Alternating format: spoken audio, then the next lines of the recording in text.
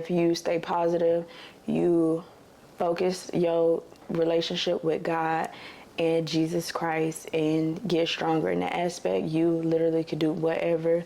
You could change your mindset. You can have peace. You will be okay.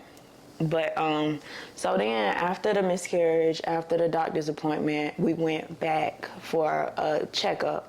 So this checkup was supposed to just make sure everything was okay. Actually, no, this checkup was just we just talked to her. Nothing actually happened.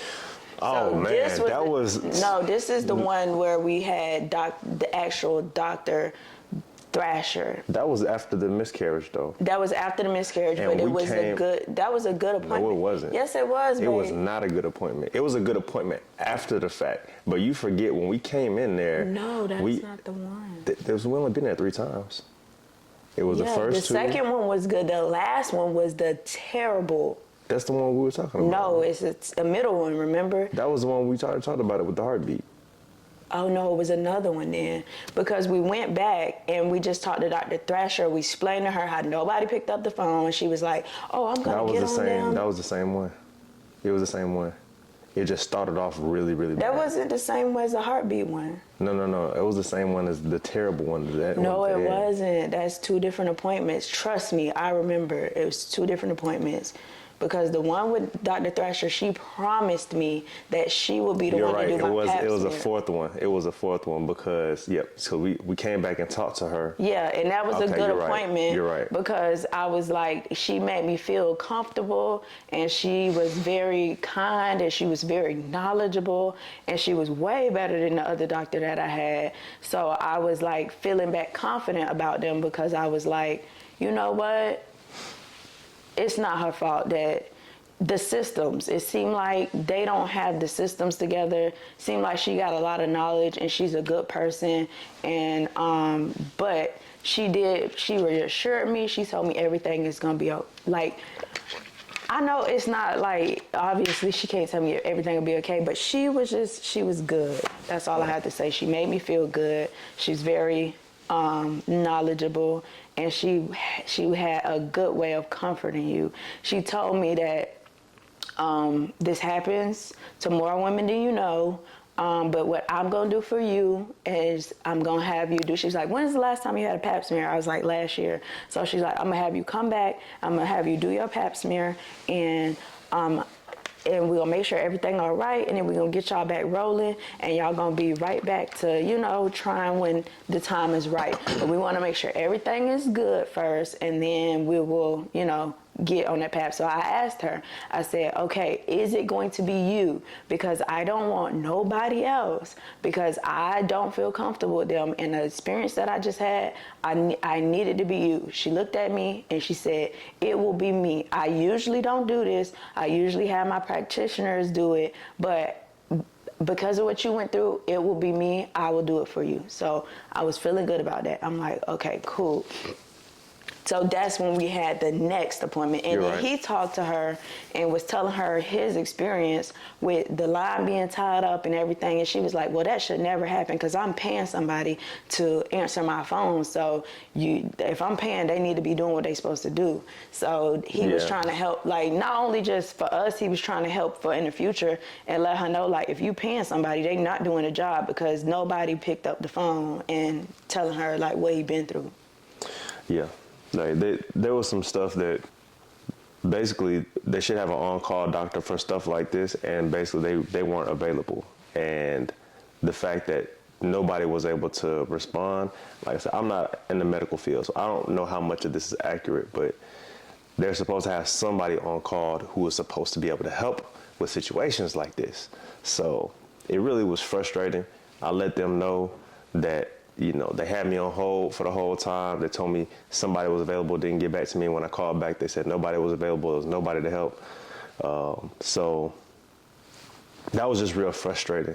The only kind of resolution that I got from that was that, it shouldn't have happened, and we're going to talk to the people, and that was about it. It was just a whole bunch of words, which at the time was like, okay, we'll see what happens. It felt good because she did make. I mean, it felt good. I felt pretty good with them. I was like, whatever, you know, stuff happened. I run a business too, and I understand that stuff happened. It's like not saying it's not that deep because it would have been nice to talk to them, but to be honest, they couldn't have done nothing anyway. They probably was gonna tell us to go to the ER.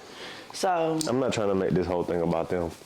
But this next appointment, excuse me, I'm not trying to make this about them, but this next appointment was terrible. It was terrible. Are we talking about that now? Mm-hmm. So we came in, and it was supposed to be an appointment. It was supposed to be her pap smear. It's supposed to be my pap smear, making sure, you know, everything was good, just to, you know, if we wanted to, I guess, like, continue, I wouldn't say try again because we wasn't really trying in the first place. It just happened. But just, you know, we like to stay on top of our checks and just make sure everything good. So we came in and they said the girl came back, which was weird. A girl came out and told me to come, and I like immediately grabbed him like, all right, let's go. And she like, no, not him, just you. And I'm like, what? He always come, like, and that's another thing, like when I go to my doctor's appointment, he always come back with me. And even that place, they always let him back. So I'm like, why would he not be able to come back? I don't understand. She's like, he can come later, but right now I'm just gonna have you. So we looking at like, girl. And I guess she was I ain't gonna lie, I don't know who she was, but she I don't know who she was. She was like just like a assistant or something. I don't know. But so once I went back, I went into the room. The very first word, she closed the door and she was like, okay, so today we're gonna find out the gender of your baby. And I was looking at her, I'm like, are you dumb? She's like, yeah, today's the gender. We're going to find out the gender. Did you already, like, had your clothes off and everything, too? Or had, like, your... No. You didn't? Oh, okay. No. No, you did, because when I came in, I had grabbed your stuff. No, that's not what happened. Once she said that, she was like, oh, we're trying to find out the gender. And that's when I tried to hold it in. But she's like, oh, I was like, no, we had a miscarriage. Do you not see that on the paper? She's like, no, it only says that you're so-and-so weeks. At so-and-so weeks, that's when you find out what gender you have. I'm so sorry. Let me go find out. Let me make sure I got the right paperwork. And she's like, but you could just get into your gown and stuff and da-da-da. So the type of person, I don't like crying in front of people. I'm not like super emotionally open and stuff. So I was trying very hard to just hold it in and finish the appointment. But when she went out, that's when I like completely broke down. But I was already changing. Like I was in the middle of changing. That's why it was like when you came in, I was like half naked, throwing up and crying because I just could not hold it in. And like literally I was in there by myself. They wouldn't let you back. So I didn't even know how to like calm myself down. So the ultrasound girl came in and saw me on the ground, and that's when she went and got you. So. And I just came in, and it was just like, I was just like, let me grab everything and start cleaning up. And then I was like, how do y'all mess that up? Like, how is that? How do you not read the chart before you go in and talk to a patient? Like that's, I don't know. But yeah, it was hard too because that wasn't like right after. That might have been like a week or so later, and like I literally couldn't get out the bed. I was like in the bed crying, and I was finally starting to feel better, and I was finally starting to like be able to feel just not normal, but like just operate. Operate. It was days that you didn't even get out the bed. Yeah, and I felt like that set me back so much. Like I was back to point one, because I'm like, dang, that made me think like we would have been here finding out the gender today. I didn't even know that.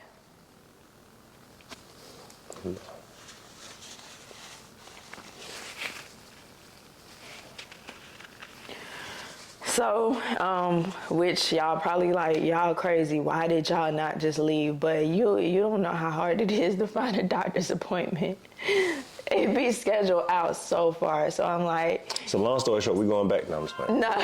We're not going back there. Sucked it up and got my pap smear. I just sucked it up, got my pap smear. They apologized. They said she was new. The nurse practitioner that came, and that was another thing.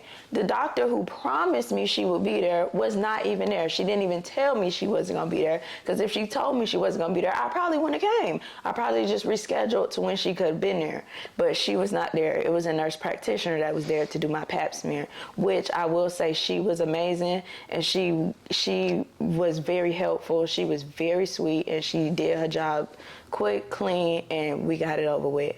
But that was in, what month was that?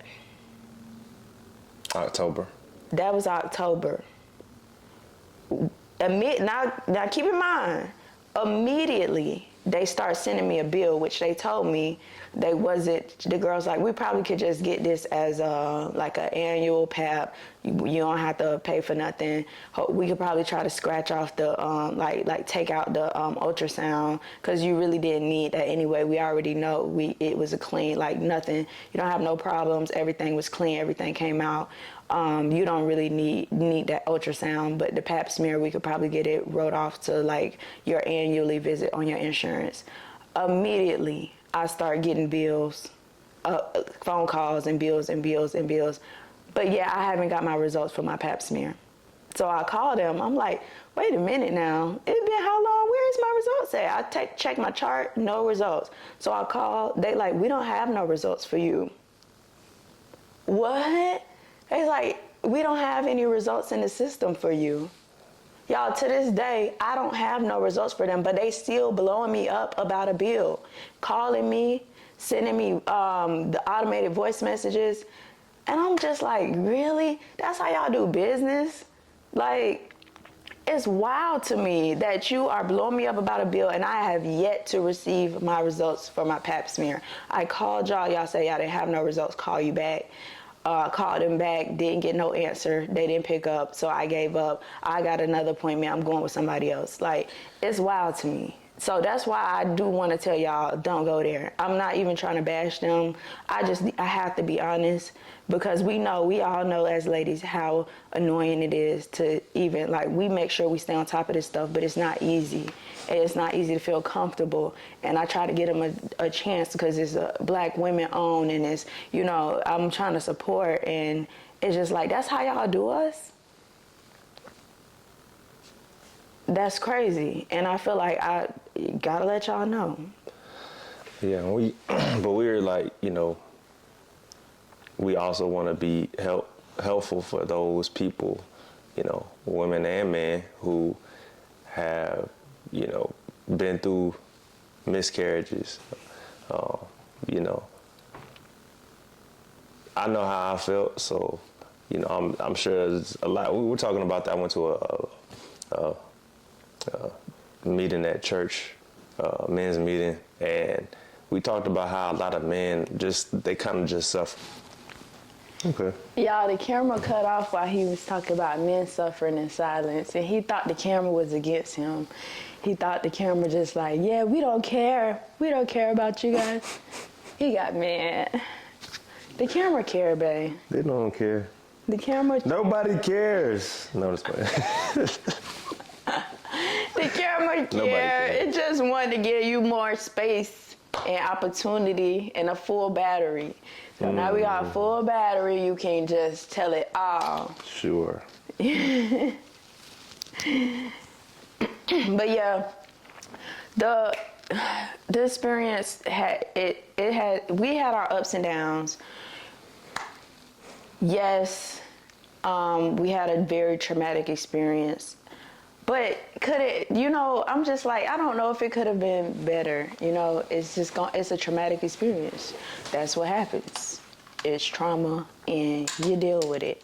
But I did immediately, like after I finally got out of my I just start working out like crazy. I start going crazy. Y'all can see I'm skinny now. Do I look skinny? I don't got no neck fat. But yeah, we still got so much more stuff to tell y'all, but that's going for another video for another day. But yeah, comment if. Should I Oh, get in excuse there? me. Or are you gonna finish it on your own? No, I want you to talk about men's So health. men suffering. No, I'm just playing. Men's suffering. We want to hear. No, so I was just gonna say that men go through a lot too, even whether it's trying to figure out what to do as a husband or fiance or father, why your wife or girlfriend is pregnant, what to do when they have a miscarriage, how you manage your feelings. Yeah. Those and kind your of things. feelings, how you feel. Yeah. In the experience, because he was so happy. He was asking.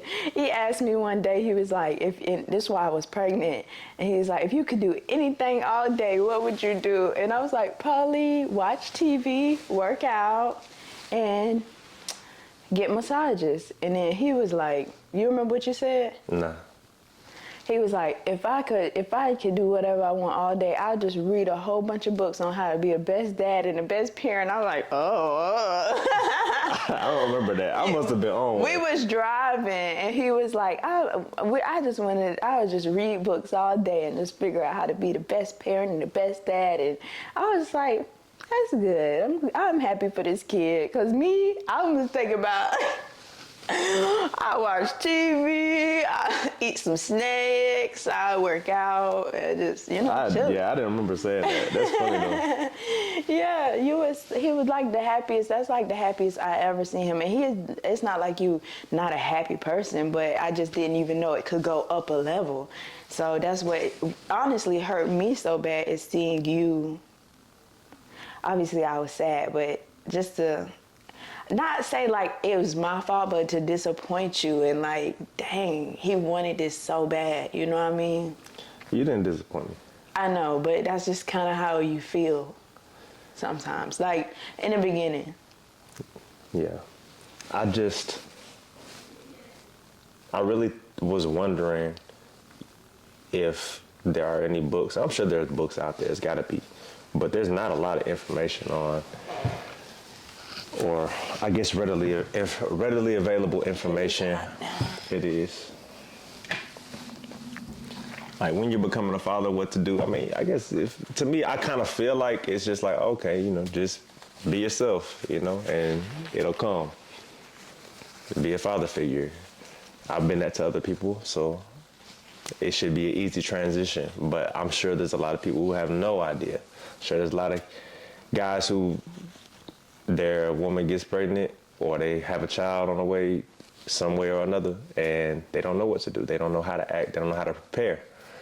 So it made me think about writing a book or trying to do something just based on whatever it is that I was going through, but also going through the experience of her having a miscarriage, dealing with those emotions. But again, like I said, I bottled all those up right now, so we probably need therapy, but at this time, we haven't had it yet. Yeah. So we're talking to y'all, and hopefully it helps. I mean, we do marriage. Yeah, we do marriage counseling, but we're gonna work on, We need like individual therapy. Yeah, like, cause he's good, but it's a man, and I feel like he's experienced it, but with his family. But for me, it's like I need somebody who actually can, on the woman's side. And that's, I don't know, but I think talking to my, family helped, like some of my family members. Yes, that was very helpful. It really was. Yeah. My sister probably having her baby, my niece right now. Yeah. As we talking, I probably need to call her. Yeah, But, I hope so. Yeah. She helped her out a lot dealing with this, I think. But talking to people helps. Yeah, talking to people. Obviously, my sisters I talk to every day. My best friend Sydney, literally has sent me over a whole basket full of stuff, which she thought I was still pregnant at the time, but I had stopped posting completely everywhere, on my personal, on my business, on my everything. And she literally was just like, girl, are you okay? Because I haven't seen you. And I think it hadn't even been that many days. It had been like 2 or 3 days. Yeah, it had been like 2 or 3 days. It might have been 2 days. Where you at? Are you okay? And I didn't reply. And then, it might have been one day, and she texted me, and then she sent over this big basket with like a robe, slippers, a big water bottle, a martini glass, and like a journal. It's like they say faith on the front with like scriptures inside, and a card, which she knocked on the door, and I would not answer the door because I was scared, because she didn't know I lost the baby yet, and I was avoiding everybody because I did not want to have to tell them. And I just know how happy she was. She literally cried. So I'm like, I don't want to have to break this to her. I don't want to, like, I just feel like I gotta let all these people down, and I don't got it in me. And I was also scared because I'm like, if she bring me, she texted me and said, I just got a gift for you. And I'm like, if it got anything to do with a baby at this time, I'ma lose it. So when he actually got the basket for me and kind of took out anything that had to do with a baby. But I think it was only the card, right? It was only the card that had something to do with the baby. And so I just took that out. I owe you $20. Yeah. I took the $20. I didn't use it. I just put it off to the side. She did tell me, she said, and tell Will to make sure you give your $20. So yeah, the basket was actually for me. It wasn't for the baby, because when she got pregnant, I did the same thing for her. I sent her like a care kit, because people always forget about the mom and they just get the baby stuff, and it's like, well, what about me? So she did that for me, but even hers was even better than the one I gave her. So I'm like, dang, you're trying to outshine me. No, but I really did appreciate it, and I just felt like to have her, my sisters, his sister, my mama, him obviously be so supportive was amazing. And we hadn't even got to tell, like, we told some people, like his daddy, like his parents, they found out. We was planning how to tell them, so we didn't get to record their reactions because we was like planning how to tell them. No, we were gonna tell them during Thanksgiving. No, my dad's birthday. Oh yeah, we was gonna tell them during your daddy's birthday and give him a gift. Yeah. We was so hyped for that. We was so hyped. We knew they was gonna be so happy, because his mama been hinting for a long time. Yeah. They was gonna be happy. But yeah, so we weren't able to do that. I don't even think that we told them until after. Was it Thanksgiving? It was about Thanksgiving we told them, right? I didn't tell nobody nothing, so I don't know. So it's whenever you no, and that's fine. But I'm just saying I didn't tell them nothing. I think me and your sister was just on the couch and we just started talking about it. Yeah. So let's talk about, like we said, we're not completely healed. We're still going through the effects of different feelings, anxiety, depression, other things, but paranoia. But the things that we've done so far to at least get us from where we were to this point, where we're back to at least enjoying our normal day, going out on dates and stuff. We'll post those things too. But what are some of the things that, we didn't really talk about this before we started shooting, but like, what are some of the things that you feel like help the most? Praying. So praying. That's all every I could single do. day. At one point, I couldn't even get up, so I couldn't do nothing else. I just had to ask God to give me strength to have peace with the situation. Because, to be honest, it's like I didn't have no anger. I didn't have no like nothing. Only thing I felt, I just kept saying sorry, because I'm like, God, if I did something wrong, I'm sorry. Like, that's all I felt was like, can you show me, like, dang, did I do something? Praying definitely helped. I think getting back to being active, working out, yeah. help relieve some, or I guess, what's the word I'm looking for? Release some, like, any feelings that we have, just kind of put it out. To be honest, praying, working out, Talking to other people. that's like last on the list. I literally only started doing that like a week ago. Hey, you talked to my sisters to Sydney for a while. No, I didn't tell them what happened for a very long time. Like, shoot, this is probably the first time I actually said The whole thing. like, I feel like I was telling people like, oh yeah, I've experienced it, but I wasn't like talking about it. I don't like talking about it. Like, I think for me, like, when I get it out there, yeah, that's cool. Like, the more I get it out there and just say it, like, yeah, I experienced this, you'll be okay too. That's cool. But in depth, talking about it, no. I don't, like, get on the phone with my friends and be like, and then it's happening. Like, they don't know nothing like that. They just know it happened and that's it. I guess what I'm saying is talking to people who have experienced it. I don't like doing that much either. Like, it was helpful. I mean, did it help, though? It was helpful. It was helpful. I think it was helpful, but it's not something. I'm the type of person that I don't want to dwell on something, and I don't want to continuously hear the same stuff. I don't want to keep talking about it either, so I don't know if that's a bad thing, but hearing it and it was just like, okay, check. That was good enough, but I don't need to keep talking over and over. Or maybe I do, I don't know, but personally, it don't feel like up on that list of stuff that's helpful.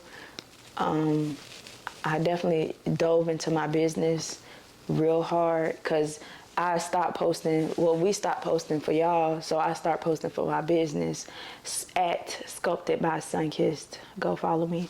But yeah, I started going so crazy on my business. Then I took the stretch mark class, and then it just like I felt like that was my new baby, and I'm like, oh, okay. This is my mission. I need to grow it. But I also do realize now that I was using it as a distraction, and I still need to. Still need to heal. Yeah, and I still need to acknowledge, right, instead of just, because the first, like when I was doing that stuff, working out, going crazy and the business stuff, it's like, you be like, I'm good. Like, yeah, for a while, it's like, oh, I'm going days without thinking about it, I'm good. And then you'll see something and you just feel so triggered. Like, we went to somebody's house, and I guess somebody that didn't know, like they wasn't supposed to know we was having a baby, but they also didn't know that we lost the baby, was like to him, oh, well, how does it feel to be a dad? And I was pretending like I didn't hear it, but I heard it out the side of my ear, and I literally just want to break down. And I was like, dang, I'm not over. I'm like, I don't think I ever be over it ever, but I was just like, dang, like I'm not healed from it. I realized, because I'm like, just sometimes I just feel it's still out of control, like emotions that you can't. Yeah, like I can't just. Yeah, because like I feel like if I am healed from it, I'll hear stuff or see stuff, and I will remember what happened, but I have more peace with what happened. Peace. That's probably the biggest word. Right. And it's easy to confuse peace with suppression. Right. It's really easy to confuse bottling up something with peace. And that's what I do. Ever since childhood, because I had a traumatic childhood, I just pushed everything down. And you feel like, because you don't feel it every day, that you have peace with it, but you don't have peace with it. You're just not acknowledging it. And I know I do that. Yeah, so that's something we're working on. And we'll tell you about how it goes, good or bad. Yeah. Is that it? Yeah, I don't know anything else. I don't know. Did you want to? We're happy to be back. We're happy to see y'all and hear from y'all. We're gonna do a live, so all the questions that y'all have, put it in the comments or hop on our live. We're gonna do it tomorrow. Or we're gonna do it now. We can't do it tomorrow because we're gonna air this tomorrow. So when we have to do I don't know. Whenever we do it, we'll let y'all know. We'll make a post or something. We'll make another post. And we just gonna we back. We back, baby. We back, baby. We back, baby.